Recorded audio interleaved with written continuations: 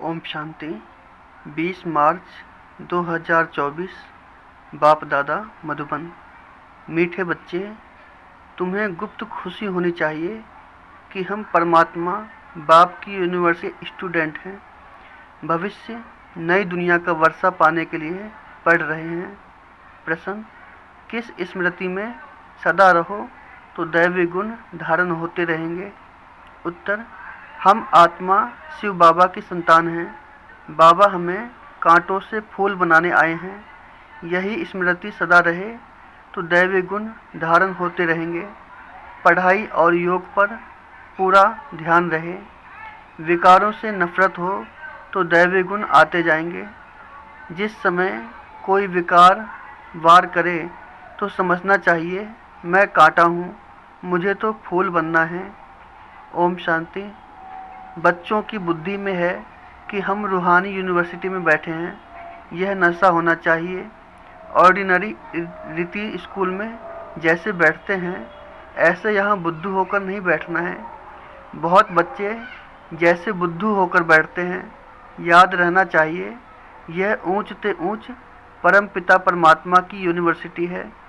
उनके हम स्टूडेंट हैं, तो तुम्हारे में कितनी फलक होनी चाहिए। यह है गुप्त खुशी, गुप्त ज्ञान।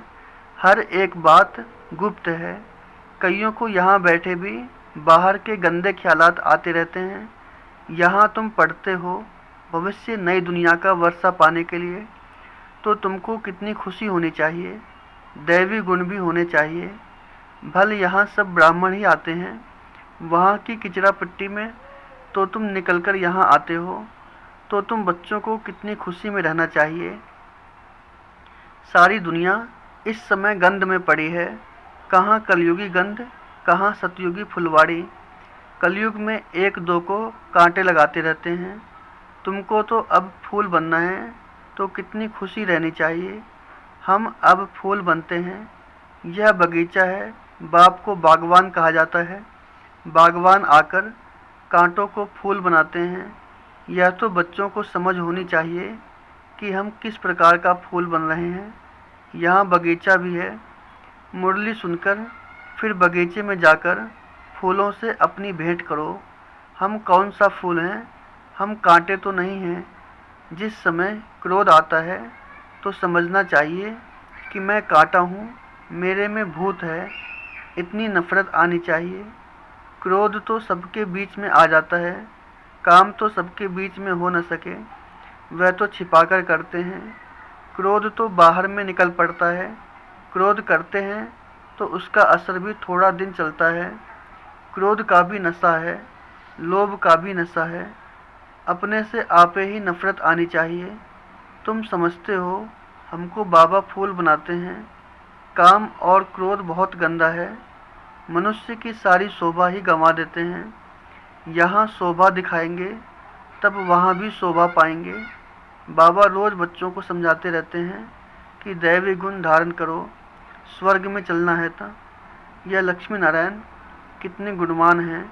महिमा भी इनके आगे जाकर गाते हैं। हम नीच पापी कामी हैं, आप सर्वगुण संपन्न हो। तुम समझाते भी हो स्वर्ग है फूलों का बगीचा और नरक है कांटों का जंगल। शिव बाबा स्वर्ग स्थापन करते, रावण नरक बनाते हैं। विचार करना चाहिए, हम आत्मा बाप की संतान हैं। हमारे में गंध कहाँ से आया?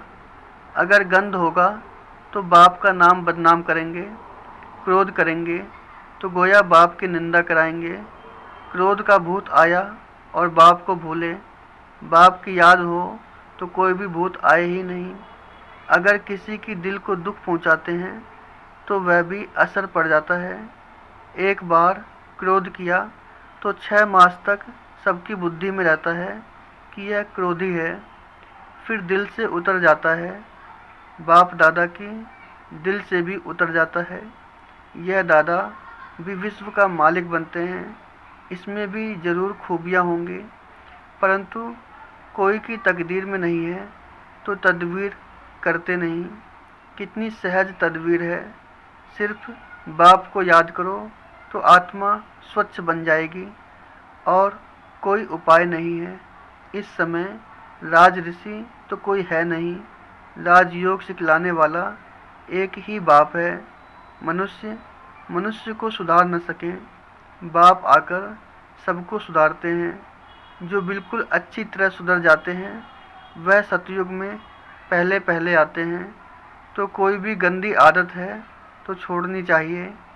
पढ़ाई पर, योग पर पूरा ध्यान देना चाहिए। यह भी जानते हैं सब तो एक जैसे ऊंच नहीं बनेंगे, परंतु बाप तो पुरुषार्थ कराएंगे। जितना हो सके पुरुषार्थ कर ऊंच पद पाओ, नहीं तो कल्प कल्पांतर नहीं पा सकेंगे। बाबा बार बार समझाते रहते हैं कि बाप को याद करो तो किचड़ा निकल जाए। वह सन्यासी तो हठ योग सिखलाते हैं। ऐसे मत समझना कि हठ योग से तंदुरुस्ती अच्छी होती है। वह कभी बीमार नहीं पड़ते, नहीं, वह भी बीमार पड़ते हैं। भारत में जब लक्ष्मी नारायण का राज्य था तो सबकी आयु बड़ी थी, हेल्दी वेल्दी थे। अब तो सब बिल्कुल छोटी आयु वाले हैं। भारत को ऐसा किसने बनाया यह कोई जानते नहीं, बिल्कुल ही घोर अंधियारे में है। तुम कितना भी समझाओ परंतु उन्हों को समझाना बड़ा मुश्किल है। फिर भी गरीब साधारण ही समझने की कोशिश करते हैं। यहाँ कोई लखपति है क्या? आज का लाख भी बड़ी बात नहीं है। आज लखपति तो बहुत हैं, उन्हें भी बाबा साधारण कहते हैं। आज तो करोड़पति की बात है, शादियों पर भी कितना खर्चा करते हैं। तुम बच्चों को बड़ा युक्ति से समझाना है, जो किसको तीर लग जाए। बड़े बड़े आदमी कोई एमपी आदि आते हैं तो बहुत खुश होते हैं, परंतु एक में भी ताकत नहीं जो आवाज़ कर सके। तुम समझाते हो परंतु यथार्थ पूरा समझकर नहीं जाते हैं। ऊंच ते ऊंच भगवान, ऊंच ते ऊंच यह वर्षा। लक्ष्मी नारायण को किसने यह स्वर्ग का वर्षा दिया? यह कहाँ के रहवासी हैं? यह बहुतों को पता नहीं पड़ता है। म्यूजियम में आते बहुत हैं समझने के लिए, सेवा का चांस अच्छा है, परंतु योग नहीं है। बाप को याद करें तो प्रफुल्लता भी आए। हम किसकी संतान हैं? कितने बच्चे कायदे सिर पढ़ते नहीं हैं। बाप से योग है नहीं, संपूर्ण तो कोई बना नहीं है, नंबर वार हैं। बच्चों को एकांत में बैठ बाप को याद करना है। ऐसे बाप से हम स्वर्ग का वर्षा पाते हैं। इस दुनिया में हम ही सबसे पतित बने हैं, फिर हमको ही पावन बनना है। यह अच्छी रीति याद करना है। बाप हर प्रकार की राय तो देते हैं, ऐसे ऐसे करो। जैसे क्वीन विक्टोरिया का वजीर गरीब था, रोड की लाइट पर बत्ती पर पढ़ पढ़ कर ऊंच पद पा लिया। शौक था, यह भी गरीबों के लिए है। बाप है गरीब निवाज। साहूकार क्या भगवान को याद कर सकेंगे? कहेंगे हमारे लिए तो स्वर्ग यहाँ ही है। अरे बाबा ने स्वर्ग की स्थापना की नहीं है, अब कर रहे हैं। बाप को याद करो, पावन तो जरूर बनना है। बच्चों को युक्ति रचनी है, कैसे किसको समझाएं कि भारत का प्राचीन योग सिवाय परम पिता परमात्मा के कोई सिखला नहीं सकते। हठ योग है, निवृत्ति मार्ग वालों के लिए बाप समझाते रहते हैं। जब किसका कल्याण होना होगा तो फिर लिखेंगे भी ऐसे।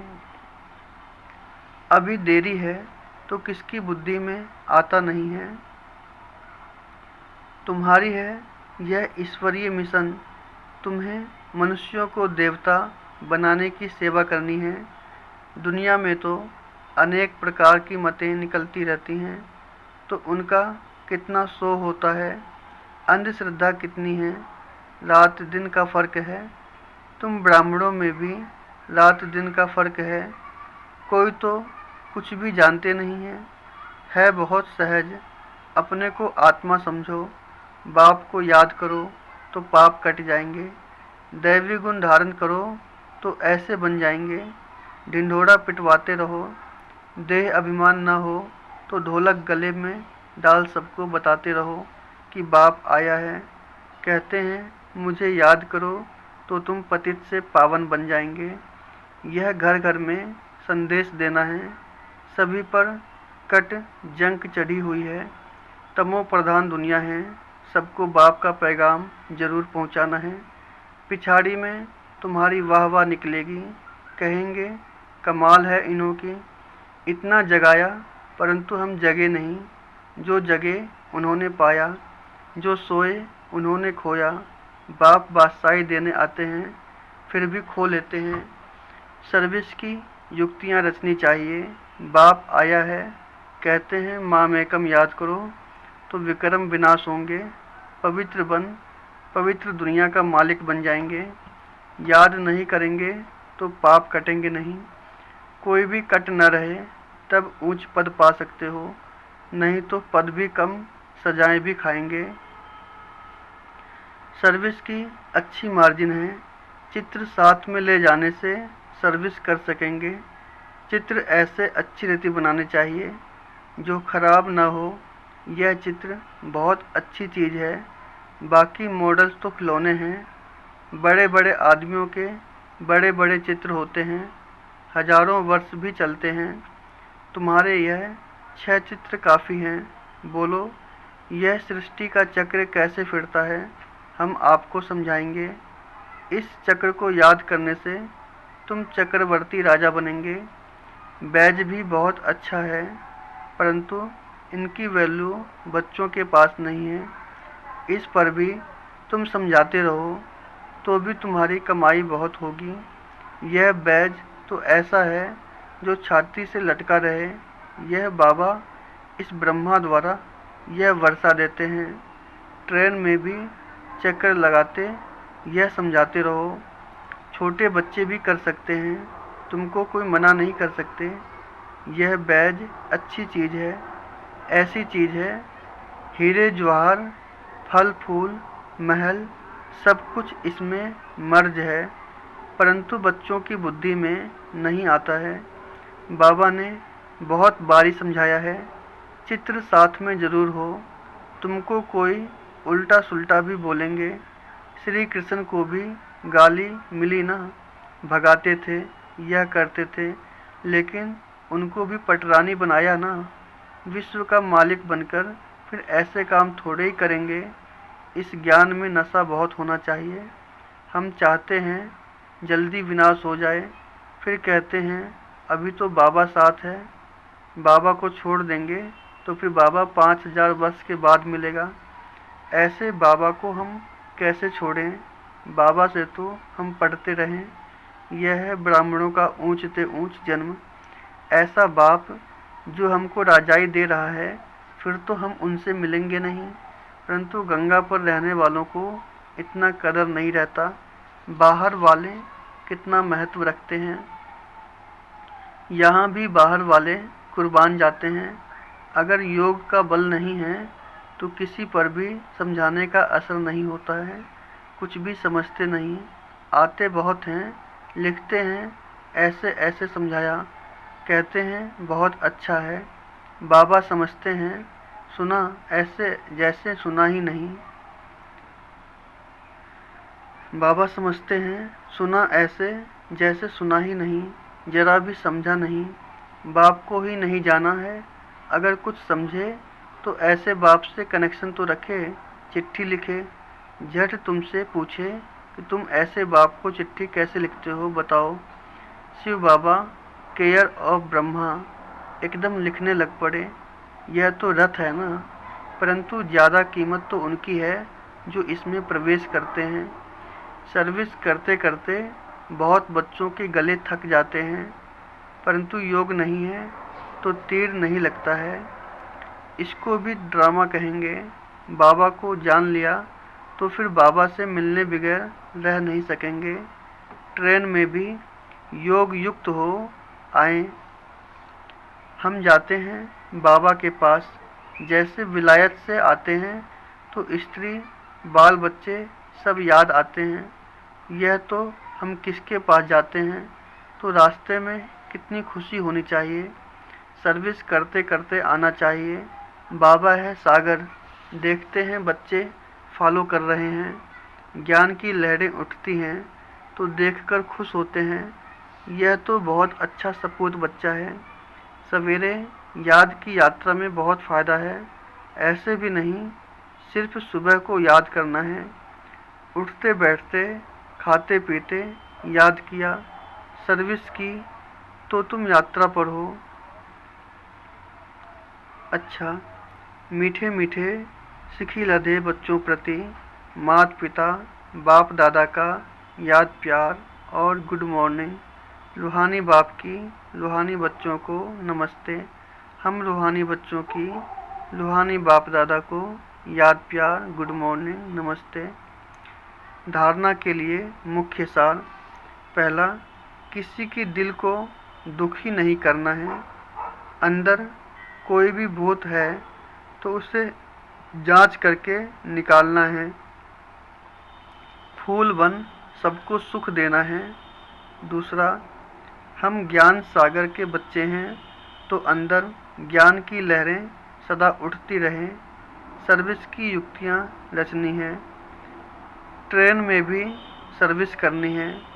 साथ साथ पावन बनने के लिए याद की यात्रा पर भी रहना है। वरदान। याद और सेवा के बैलेंस द्वारा बाप की मदद का अनुभव करने वाले ब्लेसिंग की पात्र आत्मा भव।